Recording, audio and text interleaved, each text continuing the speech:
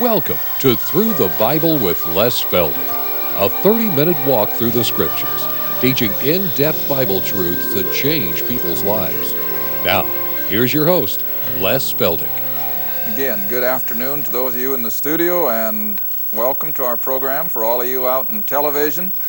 We've, in the last month or two, also gone on satellites, so we realize it's a possibility for someone joining us almost from coast to coast, from Canada to Central America. And if you happen to be out there and you're listening to the program, we want everyone to know that for the next 3 or 4 weeks, we want to call this Letter Writing Month. We did it last year as we approached the end of our first year, and now we're coming to almost our second anniversary already.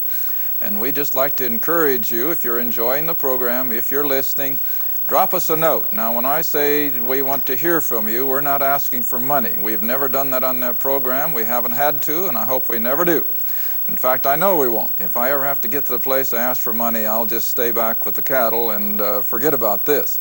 But anyway, we'd like to hear from you, and just drop us a note on a postcard or on, as Gettysburg Address was written on the back of an envelope. Just let us know that you're listening. Secondly, again, we want to remind you that the first 12 programs that back there in Genesis are now available in booklet. They're free. Write for it. Call for it. And we can't offer the VCR videos for free, but they're very nominal. We're charging $25 for 6-hour tape, which includes, again, the same 12 programs that are in the book. And we'll gladly mail them to you if you'll just call us or drop us a note. I think that's enough for announcements. Now let's get right back into where we left off. Israel is under Joshua, you remember. We're going to sort of skip over a lot of the familiar territory that is not in the line of our, what I call through the Bible in a, how shall I put it? God's plan of the ages, or whatever it's been coined.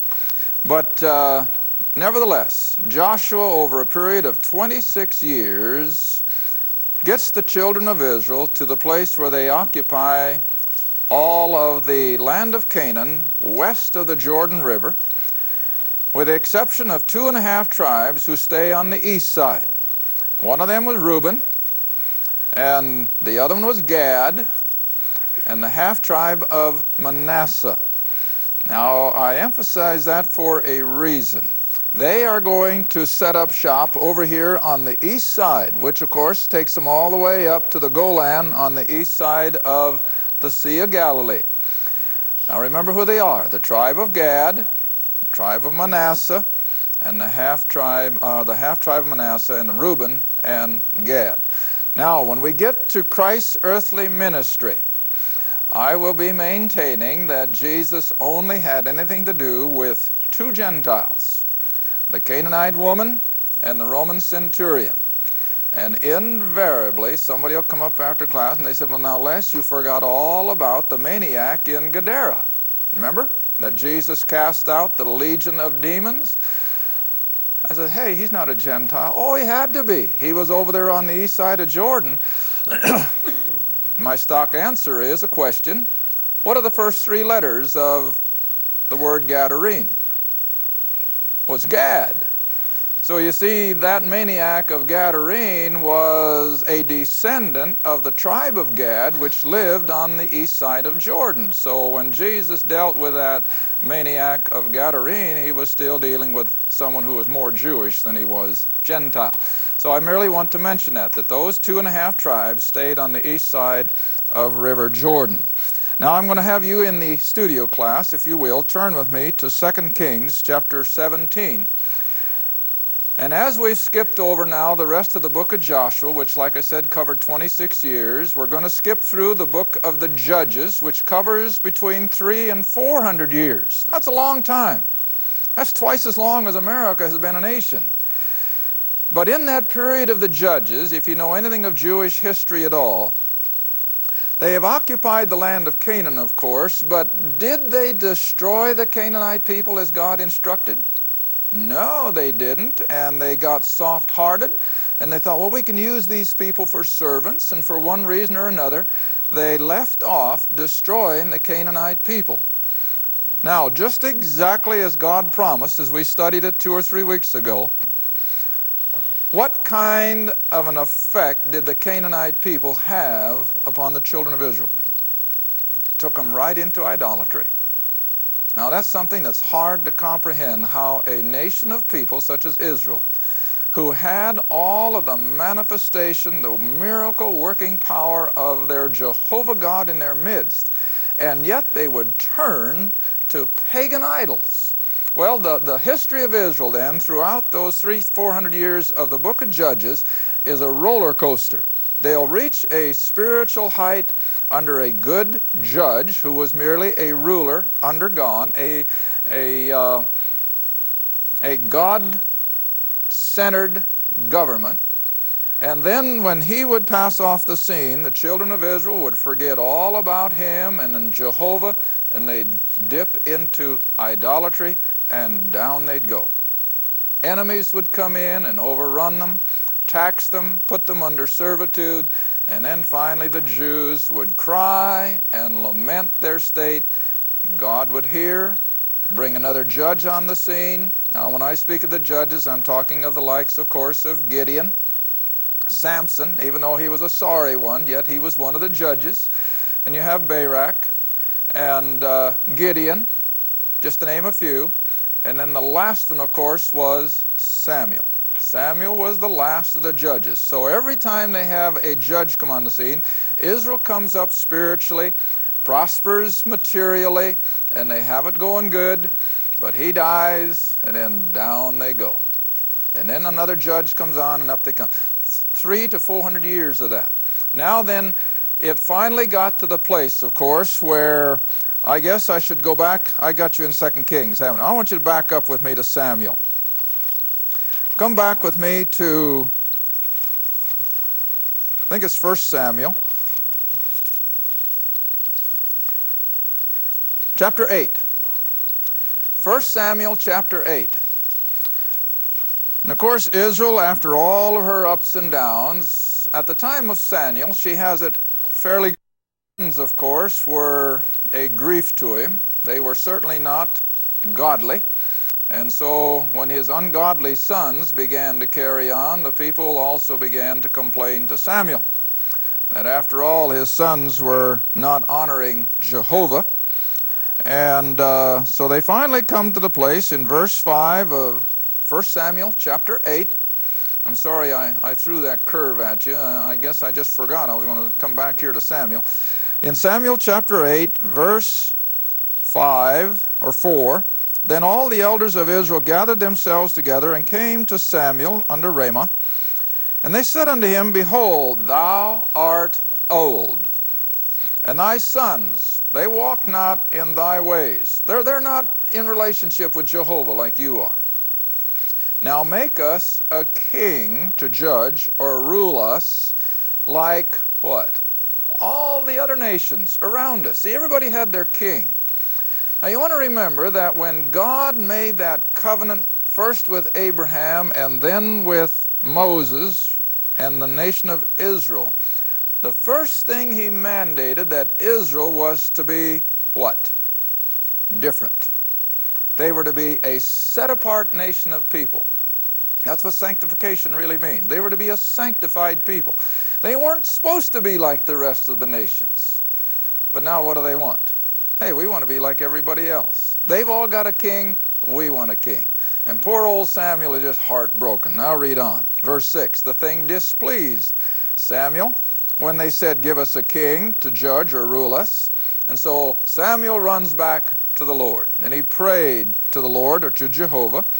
But Jehovah said unto Samuel, Hearken unto the voice of the people in all that they say unto thee. And you hear what he said? He says, Samuel, let them have their way. For they have not rejected you, Samuel. They've rejected me. They had turned on Jehovah. Now I imagine Israel well knew that all these nations around them with their king were pagan. They were idolaters, every one of them. I always have to stress that, you know, that no one but Israel had a knowledge of the one true God. And when Israel would leave off and go into idolatry, there was no witness left.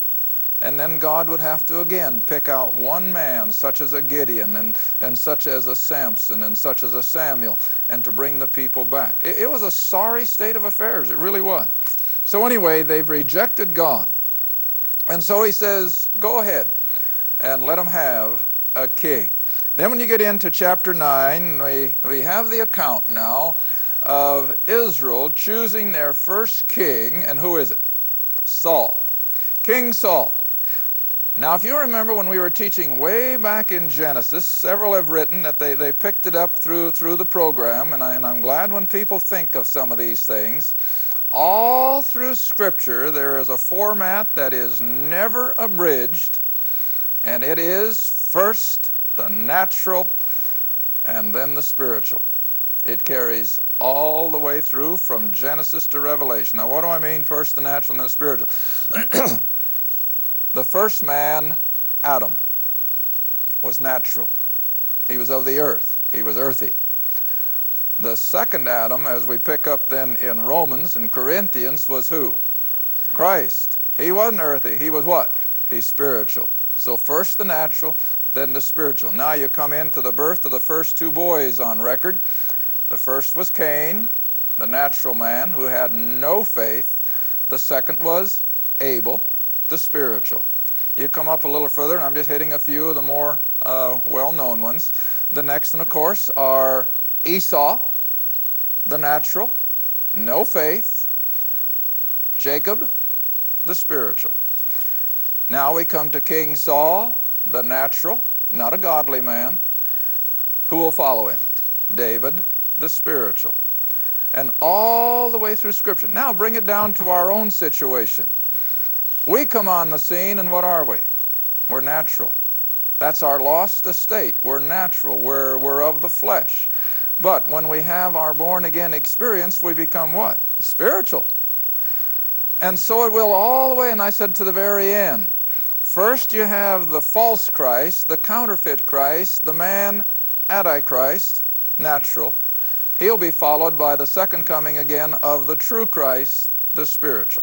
So just watch for it. All through Scripture, first the natural and then the spiritual. So Saul, King Saul now then, comes on the scene as the first king.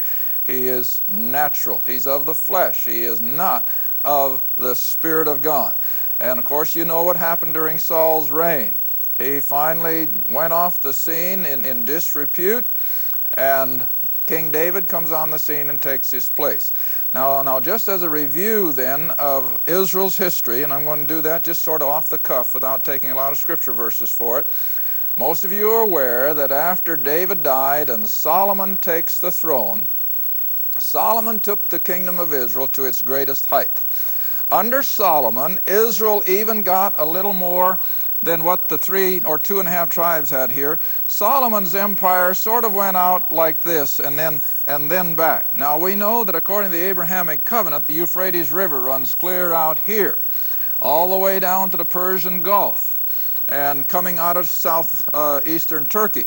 But Solomon didn't get all of it, but he got more than anyone before him or after him. But the Abrahamic covenant, of course, says that it's going to go all the way to the Euphrates, and then come back down to the Red Sea, and then back up to the river of Egypt. Now that's all future, and that will not be consummated, of course, until Christ returns and sets up his kingdom, and Israel will have that whole Middle East. That's still in her future.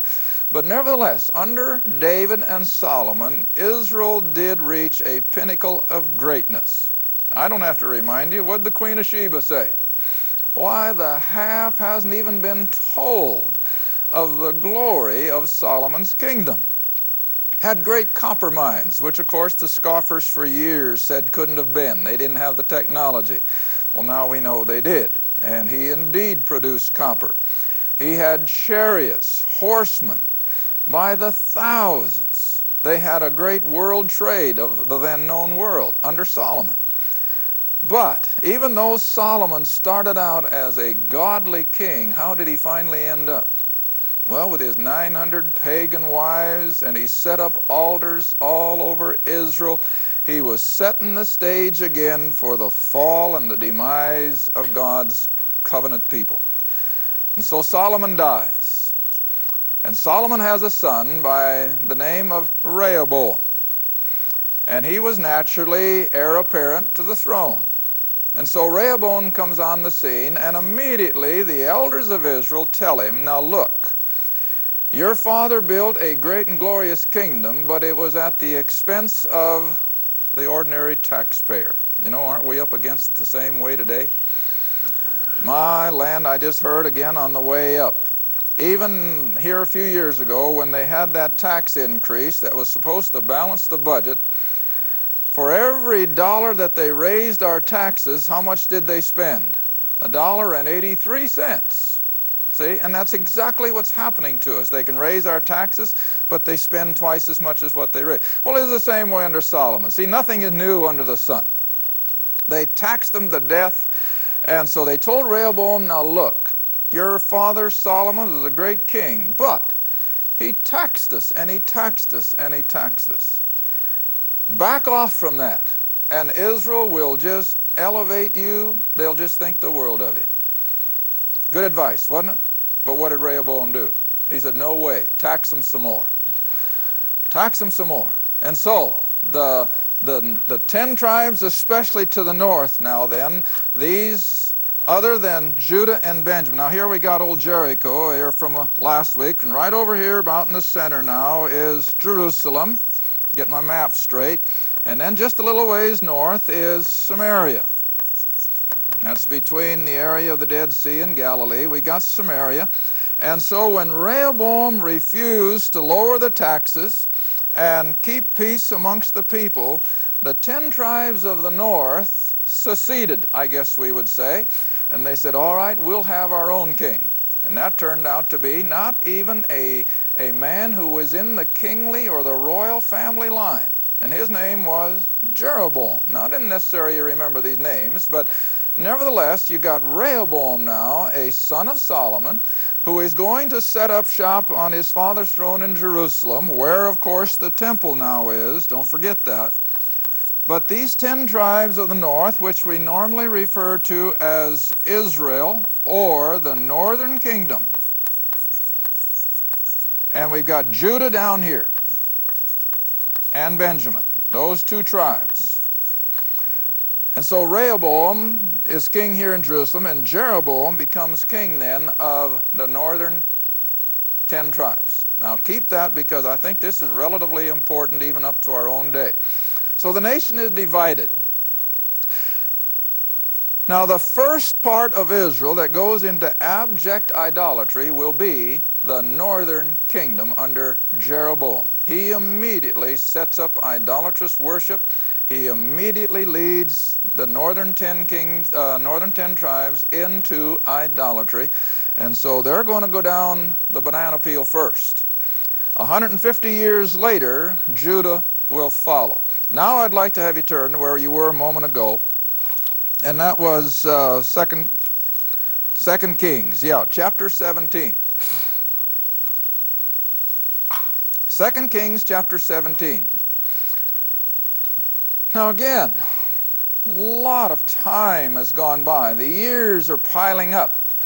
And here we are now at the time of the fall of these northern tribes, about 740 or 50 years B.C. And look what God has to do. Now this is over hundreds of years, remember, that they have they've been going down and down and down.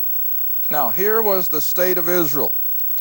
2 Kings chapter 17, verse 7. Now I know this is almost a little too fast a review of Israel's history, but not everybody likes history as well as I do, and I don't want to bore you with it unnecessarily. But as the nation has been divided, they have set up a separate government in Samaria. They have set up their own religious system at Samaria. And now you see Syria is up here to the northeast. And Syria has always been a mortal enemy of Israel. Now let's read what the book says. Verse 7 of chapter 17. For so it was that the children of Israel had sinned against the Lord their God, who had brought them up out of the land of Egypt from under the hand of Pharaoh, the king of Egypt, and they had feared of the God. And they walked in the statutes of whom? The heathen. Imagine. They became just exactly like those heathen Canaanites all around them. And so they walked in the statutes of the heathen, whom the Lord cast out before the children of Israel, and of the kings of Israel which they had made. And the children of Israel did secretly those things that were not right. Drop down to verse 10. They set them up images and groves in every high hill. Can you imagine what that was like? As you would walk through the countryside of Israel, every place there was a little hill with some trees growing on it. What was in the middle of it? Some idol, some shrine, and they could just stop and worship.